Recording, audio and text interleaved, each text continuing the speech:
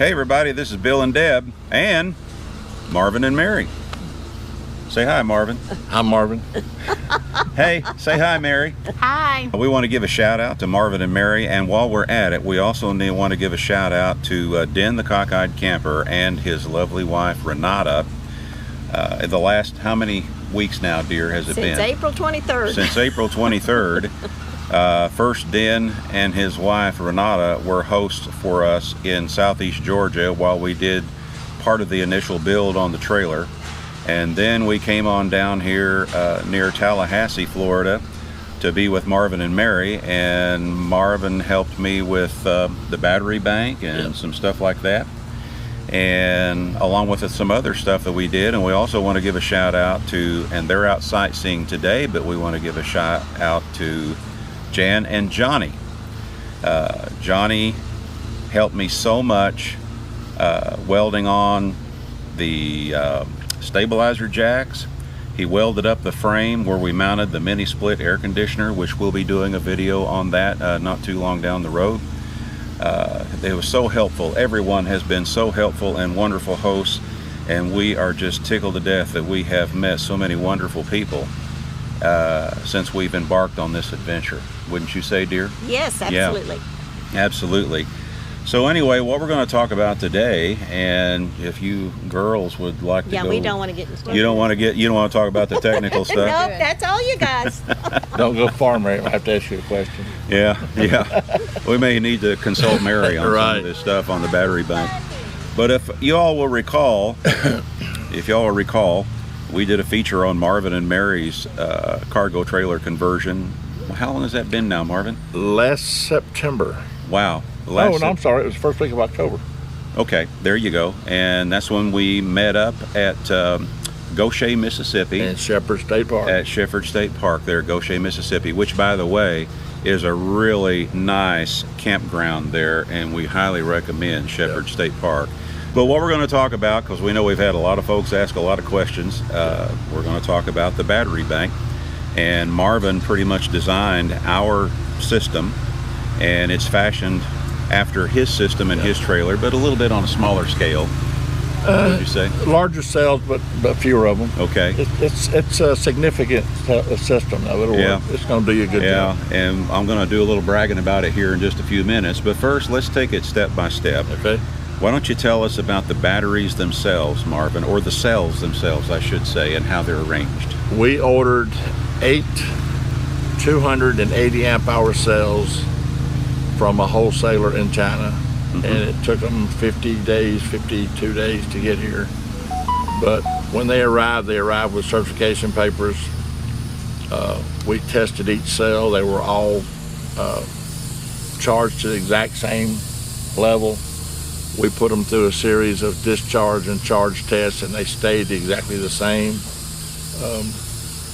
So we're happy with the quality of the cells. They're grade A cells built by CALB, C-A-L-B, one of the top 3 manufacturers of lithium iron phosphate batteries in China or anywhere. So that's the foundation of your system. Yeah, and something we do want to point out is these are lithium iron phosphate cells or batteries, not lithium ion. Right. So, and we'll get into talking about a little bit more about. And there's no lead in them. No lead. So they don't outgas. Yeah, there you go. Well, yeah, and we've had a few comments about that, folks. We have. Concerned about people are worried about us. Batteries being mounted under the bed and things like this. But and we can refer you folks to several links on the interweb. Technical data. Yeah, that will show that these batteries do not off-gas. They are completely sealed. You can orient them in any position. You can lay them upside down. Lay them on the side, hang them upside down, however you want to mount them. Doesn't matter. They can't leak anything. It's a solid battery. Everything in it is a solid. There's no liquid at all in it. Yeah. Now, explain to the folks how you wired these cells to actually make a 24-volt battery. We wired all 8 cells in series, which multiplies the voltage so that your nominal voltage is 26.4 volts for 8 cells. These cells are very happy between 3 volts and 3.6 volts each per cell. Right. and that'll keep you between 24 and 24.0 volts up to 28.8 volts. They will go higher, but going higher or letting them discharge lower will degrade your batteries sooner than they would if you keep them in a happy place. I got you. We're going to use the middle 85 to 90% of the battery, and we're going to get you more charge cycles than they claim they'll do. We'll get you at least 8,000 charge cycles. And I'm still grasping with trying to come to a full understanding of how this system works. Unfortunately, Marvin being one of my good friends now, or one of mine and Deb's good friends, yes. well, Marvin and Mary both. It's really nice to know that I can call you and ask you anytime I want about I know when the phone rings, Bill has a question.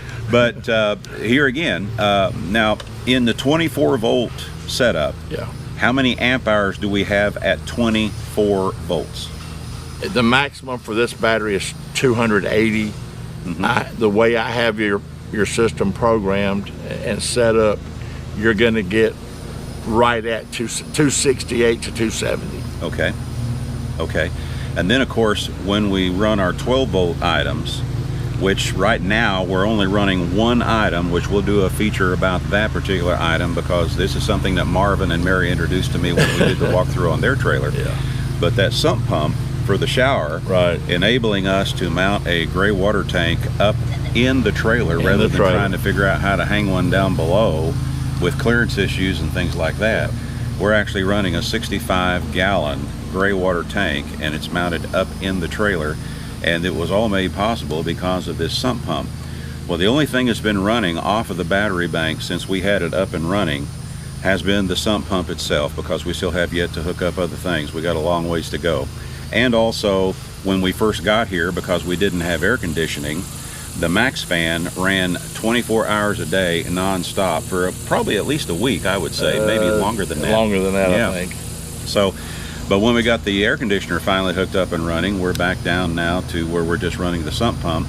And I did a check on the battery status this morning, and it was never hooked up to a charger until today. We charged the system when we installed it. It went into your trailer fully charged. Start out with a full charge. And as of this morning, what was the percentage? 42%. Still running about 26 volts then. Yeah. Oh yeah, it was 26.1, I believe. Yeah, you're in the heart. You're in the heart of that battery's power, so you're in a good place. And it's been 2.5 weeks or longer. About that, yeah. And the first week or so, like I say, the max air fan ran non-stop 24 hours a day until we finally got the air conditioning system set up. And here again, I can't thank Johnny of Jan and Johnny, and we did a feature on their cargo trailer as well. I got to mention how much Johnny helped with that to make sure. Good people, both of them. Oh yeah. They're sitting. Johnny's sitting right over there. Oh yeah, I didn't see him. I'm bragging about him. I'm doing that on purpose because he's sitting right over there. But anyway, yeah, we're so tickled to death with the battery bank, and we finally hooked up the charger to it today. But let's go ahead and take it step by step. Okay, so the batteries are wired in series to create a 24 volt battery, and altogether I think we added it up, and I think the whole battery weighs less than 80 pounds. About that. And that even includes the box that I built, and then we also lined the inside of the box with 3/4 inch foam board insulation to give it a little bit of cushion. And when you stacked out the batteries, or you had me do it, when we stacked out the batteries, we stuck them together with butyl tape, is that correct? No, what we use? With VHB tape. I'm sorry. Forgive me. That's all right. You know, I can't think of everything. But tell us what happened. The very next thing you had me hook up before we went anywhere else was the BMS. Is that correct? Yes. Yeah. Okay. Now tell us about the BMS. A BMS, its primary job is to make sure you don't overcharge the battery cells or the battery as a whole. It can read individual cells, but for that function, it reads battery voltage as a whole. Right. So it'll keep you from going above whatever the parameters are at the factory, and it'll keep you from over discharging. And then when the battery's resting, it will make sure that the cells are balanced. So it's a safety feature at both ends of the scale, you might say. That is correct. Yeah. But these BMSs are cheap and they fail at a higher rate than I'm comfortable with. Okay. So we added some more fail-safe to yours. Okay.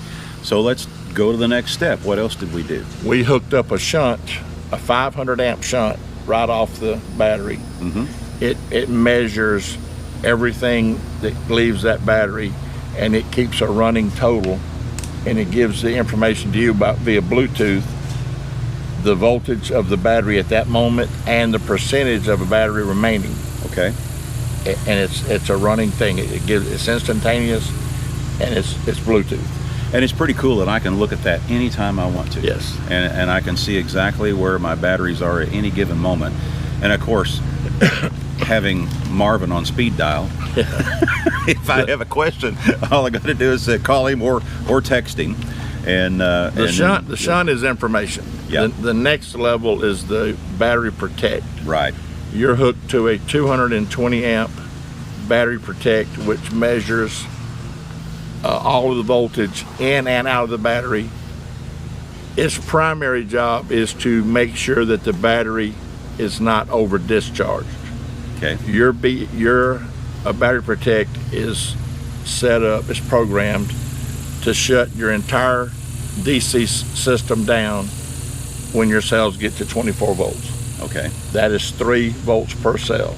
Okay. Those cells can go much lower than that. Mm-hmm. But like I said before, if you keep taking them down below that, you will degrade the battery and you won't get as many charge cycles out of it. Right. So that's the best place to go, and that's the fail-safe. Okay. That I have the exact same one on mine. I understand, and it, like I say, it's just so cool that I can just look at it anytime on my phone. And it's see also exactly where I'm Bluetooth. at. You can look at it on Bluetooth. Right.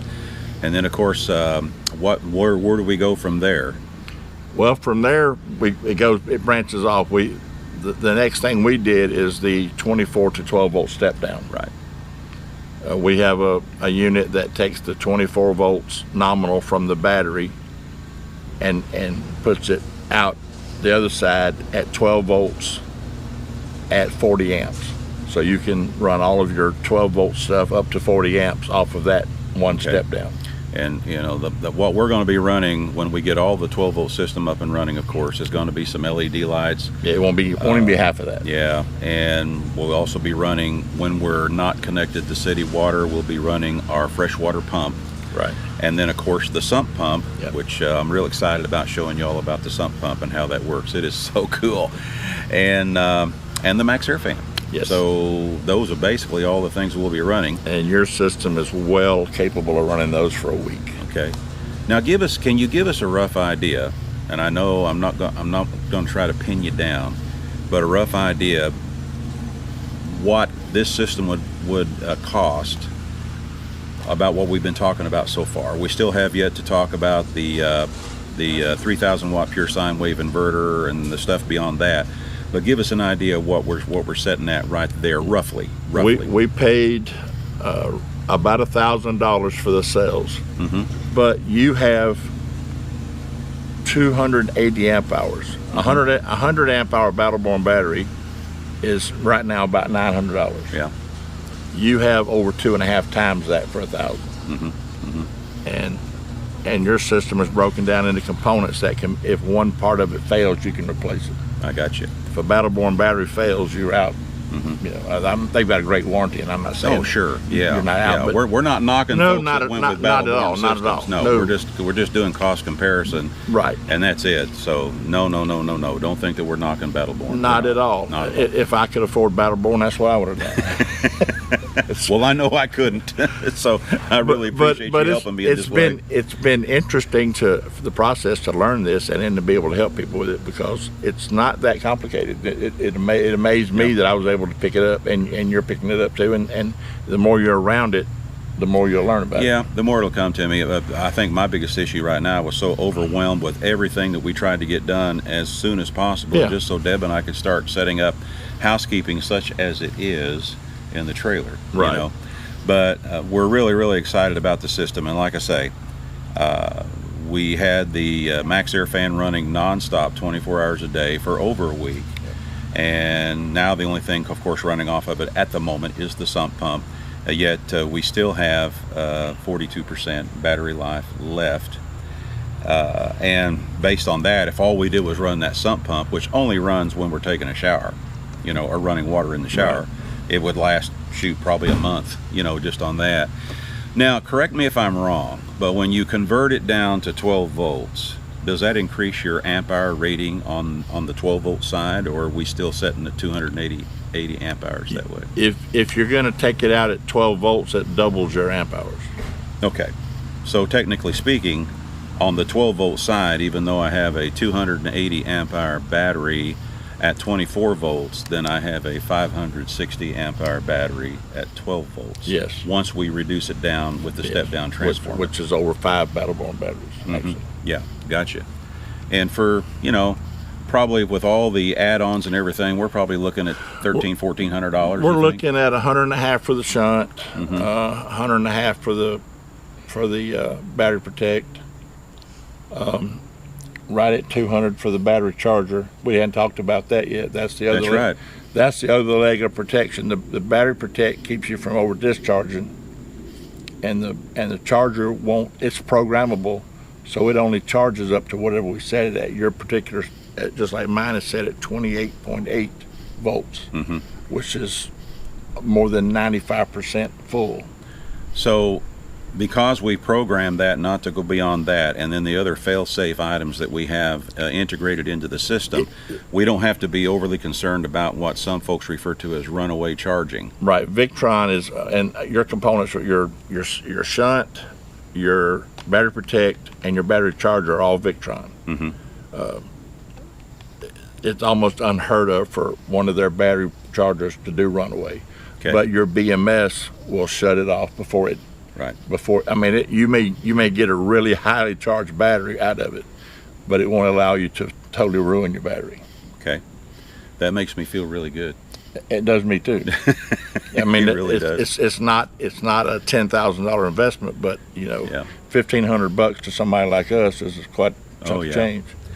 Then, of course, once we leave the battery bank and leave all that stuff, we're going into the 3,000 watt pure sine wave inverter, Yep. and it also is a 24 volt It is. pure sine wave inverter.